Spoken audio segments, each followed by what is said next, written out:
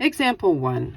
After looking at this graph, we are going to use the given coordinate point that they gave us to write the equation of the line in point-slope form. Let's start at the beginning with the coordinate point that they gave us.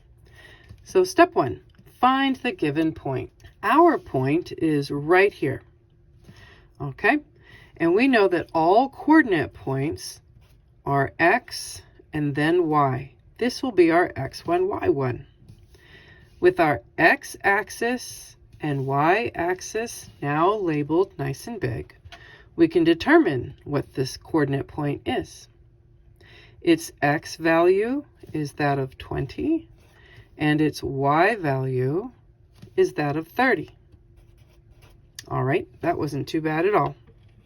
So now that we have our coordinate point, we can place those numbers into our equation, remembering that our labeled equation would be y1 m and x of 1.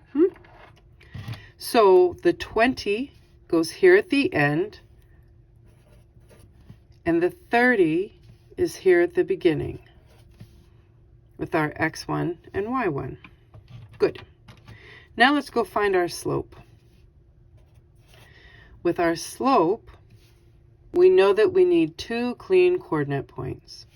So let's use the one that they gave us for sure, because we know that one's clean. And then we're going to go look for another coordinate point where it hits right in the corner. That's what we mean when we say the word clean. It hits right in the corner. And we can use any 2 of these coordinate points. Any 2. It's just fine. It truthfully doesn't matter which 2 we use. In fact, I'm going to use these 2 because I can. So our rise and our run are here. We see that our rise is 2 units and our run is 6 units. Why was I able to just quickly count the boxes? Because of what we said in the introduction. We said that if the scale is the same on the x-axis as the y-axis, you can do that. You can count the boxes. And our x-axis goes 0, 10, 20, 30, 40, and so forth. With our y-axis also going 0, 10, 20, 30, 40, and so on. So we were able to just count our boxes. We can also see that our slope would be a positive slope.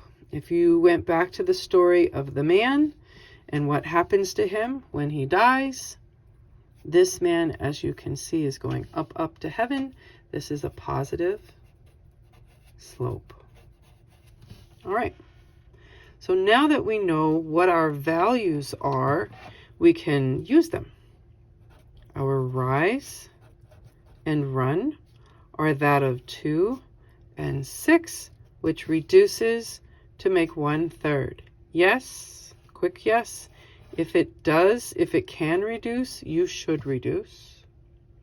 And now we can go ahead and place this value into our equation for the slope in its box. Question. Do we have to look for double negatives in cleaning things up?